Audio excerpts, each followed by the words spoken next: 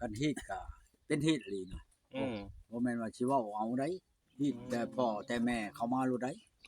คือกันกับข่อยว่าจะขึ้นไปขอนี่อันอยู่อันเสโปนนี่แหละมีเชือดำเชือดำน้ำขามเฮาตะกี้พุ่นน่ะเสือดำหมอกกับพ่อใหญ่เชือดำหมอกของโบราณน่ะได้เชืออันนั้นกับเพชรโลว่านึงขึ้นไปขอนะเอาแล้วมันเห็นยังว่ามีเชือมีแพ้ข่อยว่าเอ้าฮีดแต่พ่อแต่แม่มาพุ่นเขาอ่ะข่อยเลยบ่ได้ไปขอดอกอีนั่นน่ะบ่จะว่าขึ้นไปขอผู้นี้มันดอกไว้แล้วดอกไว้แล้วดอกไว้แล้วสุดที่แล้ว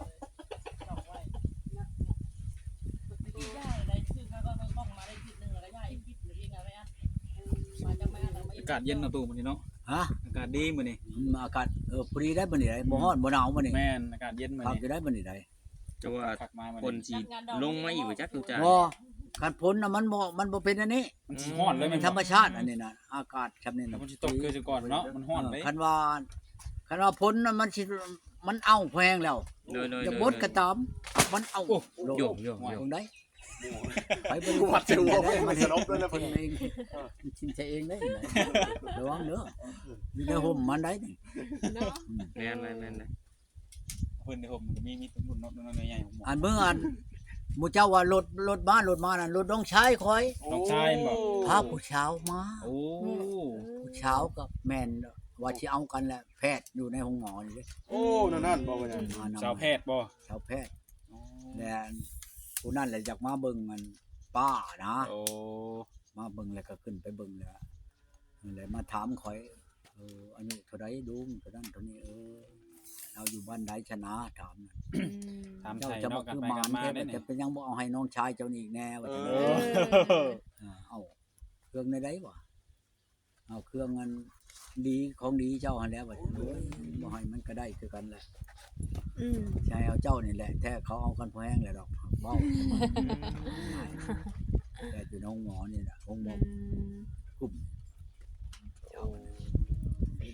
เราก็จนได้ลูกไผลูกเคยแหละเราถ้าแต่มื้อกินนั่นเบี้ยบำนาญนั่นแหละเราจะมาน้องชายพาออกมาเบิ่งข่อยนี่ละจะมาเบิ่งเมียลุงนี่นะมาก็ขึ้นไปแอนกันกับเราแหละโอ้เพิ่นก็เว้าจานํอยู่เนาะเว้าคันแม่ยิงคือกันนั่นเนาะผู้เจ้าได้ขึ้นไปก็เว้ารับเลยนี่แสดงว่าน่าแต่ผู้ชายบ่ซั่นน่ะอันใดแพทย์นะแม่นผู้หญิงมาแล้วบ่ว่าเมียตัวก่อนนี่นะแบบผู้ชายเพิ่นนายบ่อยู่กับผู้ชายใช่บ่ก่อนว่าแต่ไม่ยิงบ่ยิงแล้วแอนอยู่ป้าจังเช่นทีแล้วโดยวันนี้เราก็ลงไปแอนเขาอยู่ผมไม้อันนั้นเขามาขุดที่รอบ่เราก็ลงอยู่ก็เห็นคนมาในนี่ก็ดีแต่เพิ่นยังบ่เห็นว่านี่น่ะบ่หานอายนะอย่างเพิ่นเห็นกล้องเนาะอย่างเพิ่นอายกล้องบ่เพิ่นบ่เคยเอากล้องเนาะมันบ่ทนหรอกบัดมือผูกแขนจะมื้อเจ้าจะมาเอาคือมื้อนั้นน่ะหลีกบ่ได้แล้วมื้อนั้นเนาะมันกระบังแหละมื้อนั้นนี่ไม่ใช่บ่รอดเลยเนาะตัวบ่รอดเลยแหละก็อยู่วันนั้นเพิ่นก็เป็นมื้อสำคัญเด้เพิ่นออกมื้อนั้นก็ได้ว่ามันมื้อแต่งเนาะฮิตอันนั้นชื่อแท้ๆไดบ่คือเฮาไดคือกันกับขึ้นห้องรองเปิงนี่เจ้าขึ้นบ่ได้เด้อเนี่ยโอ้ยข่อยฮู้จักพอแห้งมันว่าแต่ว่าเจ้าขึ้นบ่ได้เด้ว่าขึ้นไปถึงห้องถึงเปิงข่อยนี่ที่ข่อยโอ้ยฮู้จักพอแห้งแล้วมันว่าเพิ่นก็ฮู้ย่านว่าเจ้าบ่จักขึ้นบ่ได้ได้บ่ขึ้นห้องรองเปิงโอ้ยฮู้จักแล้วมันว่าโดยแต่เจ้าบ่บอกข่อยก็บ่ขึ้นมันว่าบ่แม่นแนวข่อยปืดอันพอกั้งขึ้นไปเบิ่งเอาว่าป้าทบมันว่าเป็นตาญาติเนาะมันตกใจเลยเนาะเห็นบ่เป็นตาญาติมันว่าลูกมันก็บ่ญาติบ่มีหยังเนาะบ่นั่นนี่มันมีหยังเอามั้ยมีแต่พระชงจำมันของเครื่องใช้ของชอยค่อยนี่แหละโดยอ้างอีกแล้วว่าเลยยังอ้างนี่บ่ได้อ้างบ่ตอนเที่ยงได้ยังจะกินตุตอนเที่ยงนี่มันเป็นเลี้ยงแก่ง่ายค่อยน่ะสิกินดูแล้วน่ะก็กินบ้านแล้วปลาก็ยังอยู่ ติเหลืองกินหัว ครึ่งหนึ่ง โอ้เราทอดกินเช้านี่ก็ยังบ่ทันเบิด น้องของก็มันติดจ้ะ โดยโดยโดย เพิ่งหนึงปลานิ่นบักใหญ่หนึง มันพิษในหัวข้อพวกนี้ ช้ำ หัวข้อกันก็ได้ พี่นาชิมา หนึ่ง พุ่น หัวข้อสองหน้า ว่าเน้นมันก็เดือด โดยโดย เรากินเมื่อก่อนน่ะก็กินหัวมันนี่ ติดแดงโลด โดย ของเช้านี่ก็กินเพื่องหนึงนี่ เอาขึ้น ตอนกลางเว้นนี่เราก็สิกินเพื่องหนึงก็บ่เบิดดอกกินเช้านี่ก็ยังบ่เบิดอยู่อันเพื่องหนึงน่ะที่ กินคนเดียวเนาะบ่มีไผญาติกินน้ำเนาะ กิน ตู่ คนละอย่างนะค่อยกินอึ่งเราบ่กินปลา เออ ปลาแห้งนี่ก็ยังหลายบ่หลาย โดย ว่าตั้งแต่น้องผู้ใดบ่แหละ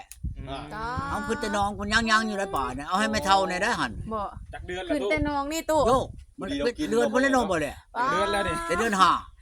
เดือนหกก็สิเบิดแหละ โดย จักน้อยจักละอันนั้นแหละป่าน่ะบ่ค่อยบ่ได้กินค่อยคุยอยู่ผู้เดียว เท่ โดยโดย ไม่เท่ามามันเอาให้ไม่เท่าแน่ จักนี่บ่ อืม เพราะว่าบอกเมียน่ะเอาให้ไม่เท่าเบิดเป็นค่อยก็อยากเราอ่ะ เออ อยากเราไม่กินว่ะเดี๋ยวเจ้าบ่อยาก เนาะ บ่แล้วเราค่อยสิไม่กิน มี เอา ไปแหงโอ้มันแช่มได้มีไปแหงนี่ อยากตัวยก็ตัวยเนาะ โอ้ตาก็โดนแหงปราบแล้วหยังแน่ เออมาบัด บอกแล้วเนาะ บ่แม่นว่าค้างได้เราทอดได้ ทอดดิ ทอดมันแห้งยำครอบเขาได้ กรอบเขาก็ไป ทอดแห้งเนาะนั่นมันเรายำกรอบเอาเราทอดของเช้านี่ยังฟังเรายำกรอบเอาตัวเองไว้คือสิแซ่บเนาะก็แซ่บแล้วมันเราอ่ะ เออตู้ไปกินน้ำบ่ซะนะ ฮะ ทอดเช้าไปกินน้ำบ่ ข่อยบ่ได้กินก็กินอึ่ง โอ้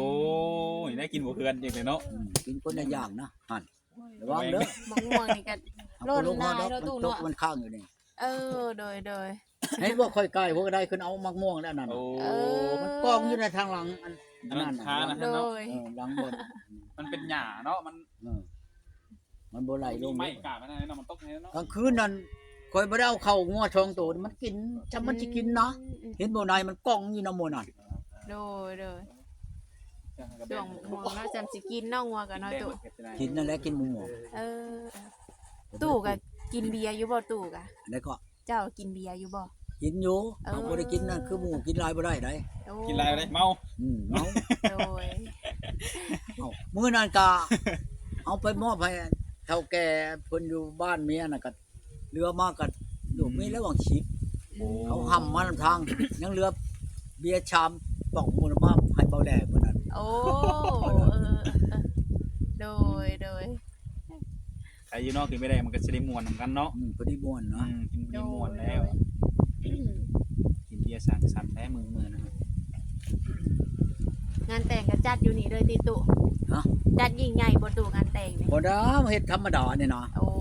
ธร บ่ รม ได้มัน ดา เฮ็ดใหญ่เฮ็ดโตอย่างดอกเฮ็ดเพราะมันแล้วเฮ็ดแล้วของ บ้านแม่นเฮ็ดหูน้ำเนาะ บ่แม่นว่าเฮ็ดดองเฮ็ดหยังได้ค่อยสิผูกแขนค่อยธรรมชาตินี่ได้แต่อยู่ดีมีแฮงนี่ชื่อได้ โด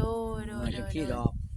อืม บ่แม่นว่าสิเฮ็ดอันนั้นฮักสิหลายเติบมาแล้ว โดย ก็ว่าแน่ใช่นี่ก็งัวช่องโตได้อยู่ในนี้ ป้าเตอ ในมื้อนั้นแล้วก็คำเลยก็เลิกลากันนะบ่แม่นว่าสิเฮ็ดไปเบิดมื้อเบิดคืนบ่ โดย สิดอก กะว่าสิเอาเบียร์จักล่างจักแก๊สตุ อยู่จักแล้ว แล้วก็กลาย ก็สิหลายเติบไปได้ลูกหลานมาช่อยนี่ เออ แต่หมอวันนี่มันก็ว่าชิบล่างนี่มันบอกอะไรบาดนี่ ป้าเตอ เฉพาะมันผู้เดียวนั่น กินเบิดมื้อก็บ่เบิดตัวเอ้ย บัดนี้ก็ ปลายมาหั่นก็ อันตู้นั้นแนวเชฟเนี่ยมันก็มันเองน่ะสิเอามา อืม หมอนี่น่ะมันสิจัดให้นะเดี๋ยวนี้น่ะ โดย เอาแล้วว่ะ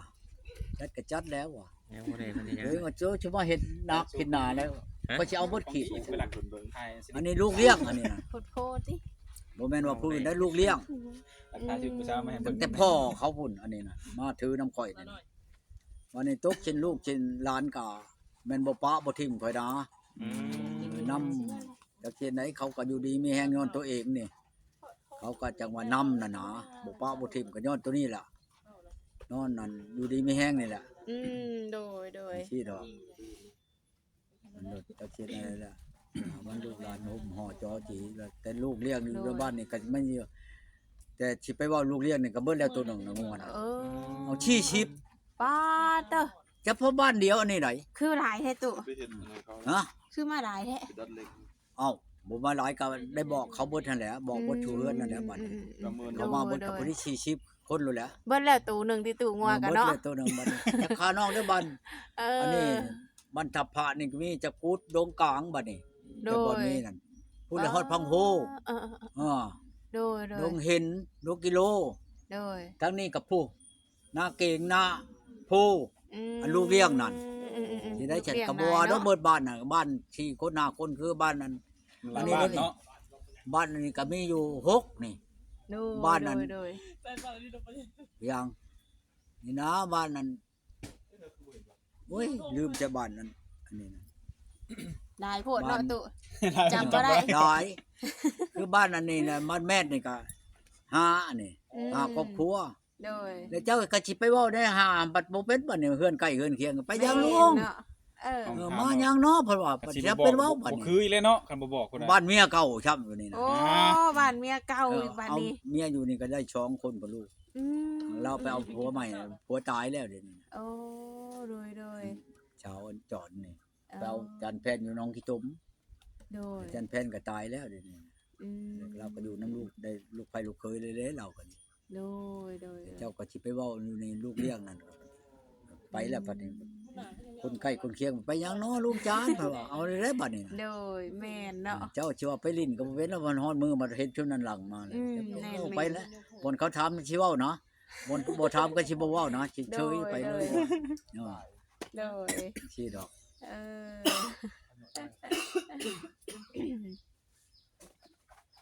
เออเบาหนอมโทรนะแม่ใช่เบาหนอมเอามา กิน แง่มากินน่ะบ่เลย แง่นี่เนาะ เออก ำลังมา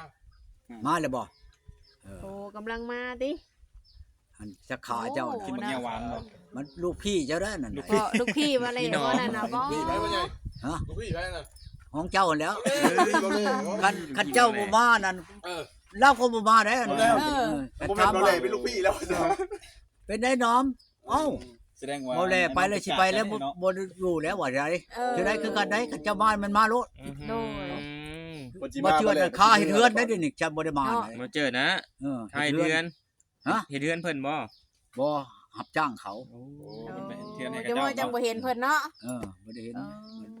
เฮือนเขาบ่ได้เอาเด้อบัดนี้ไปนะจะเขียนได้นะ ได้ครับ งานเลยเนาะต้องเคลียร์ให้แล้วได้ โดย ผู้เพื่อนเดือนนี้ดีอยู่บ่ตุจาน เพิ่นมาฮอด ผู้เพื่อนเดือนนี้ก็ดีอยู่บ่ บ่ได้กินก็บ่ชวนนั่นนี่ แล้วผู้หามบ่แม่นว่าเดือนใดมันหามมื้องามยามดีแล้วเฮ็ดโลด ชุ่มเย็นเนาะ ชุ่มเย็นคือกันผู้ที่หาว่าอันมื้อก็ดี เดือนก็ดี ปีก็ดีก็คือกันกับมื้อไผอยากเฮ็ดอันใดก็เฮ็ดไปนั่นก็สิพอปานเดียวกันแหละอยู่ในสุขภาพเฮานี่แหละ โดยโดยโดย เฮาถือหยังกับเป็นอันนั้นคือกันกับผู้ถือทีผีหรือถือธรรม โดย ผู้ถือเทวดาผู้ถืออันธรณี โดย จังว่าเพิ่นว่า84,000 ขันมันบ่ได้ถือแนวเดียวกันได้ 84,000ขัน 84,000 ขันของหังชาได้84,000 ขันนี่ได้ อืม ผู้ถือผีถือธรรมถือธรณีถือเทวดาถือคุณพ่อแม่ โดย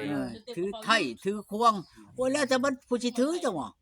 จนจะ84,000 ขัน84,000 ขันมันหลายไปได้80,000 บ่ 4,000 ขันอีก 4,000ขัน แต่4,000 ขันยังแพงแล้วบัด80,000อีกแล้วบัดนี้โอ้ย โดย แล้วที่เฮาไปถามเนาะค่อยผู้ไปปัวคนปัวคนนี่ค่อยถามเจ้ามึงเจ้าถือหยังถืออันพ่อแม่นั่นแปลว่าคุณพ่อแม่น่ะเขาบ่ปะเด้บัดนี้เขาถือคุณพ่อคุณแม่เขาบางคน เบาแหล่ บาง ขัน คน เบาแหล่ก่อน บางคนก็ว่าถือหยังเอาถืออันนั้นแหละถือธรณีเพิ่นว่าบางคนก็ถือธรรมชาติถือเทวดา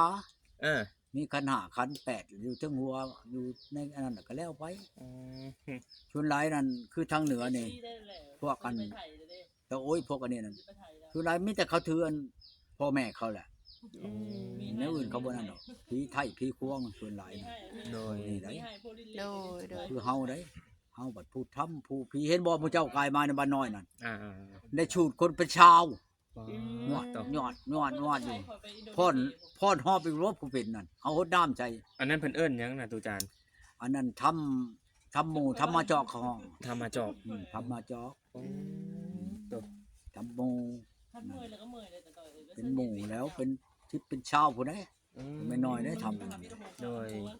ก็เว้าพังเว้านี่ก็บ่แพ้ความดีเนาะ แม่น แม่น เอาความดีแล้วคันว่ามาเป่ามาหยังก็ให้เจ้าอยู่ดีมีแฮงจังซั่นจังซี่แล้วก็ดีไปเลยได้ แม่นชุดน้ำความดี แต่ว่าความดีเนี่ยบ่มีว่าความ เข้มความชุ่มใช้กันได้ โดย คือกันก็ไปผูกแขนให้อยู่ดีมีแห้งเด้อพ่อเฒ่าเอ้ยกับผู้เฒ่าก็ดีเนาะให้เป็นโฮมโพมให้ลูกให้หลานบ่ว่าให้เจ้าตายซะเด้อตายเป็นที่บ่มีบ่ผูกแขนให้ บ่ กัน มีเด้เนี่ยนะ บ่มีมีแต่ความดีใช่กัน โดย อยู่ใช้ก็ดีให้เจ้าอยู่ดีมีแห้ง โดย ผู้รักแล่นมาให้ผู้ไว้แม่นมาปันแม่นบ่แหละ โด บ่ ย มีว่าผูกให้เจ้าเบิดให้เจ้าห่างบ่ให้เจ้าถูกเจ้ายากบ่ยินจักเทื่อข่อยผูกแขนให้คน โด นี่ ย มีแต่ความดีต่อกันเจ้าอ่ะ โดย จังซี่นะคนเฮาน่ะ โดย บ่แพ้ความดี โดย ความดีเอาชนะ ความดีนี่ดีกว่าเบิดหยังก็ดี แม่นเนาะตุ ความดีได้คันว่าป้อยห่าด่าหุงกันนี่อันนั้นความบ่ดีนะบ่ถูกกันอันนั้นบ่ได้อันนั้น โดย เฮ็ดหยังคือกันบ่แพ้ความดี โดย คือกันกับเฮาอยู่เฮือนเฮาเนาะ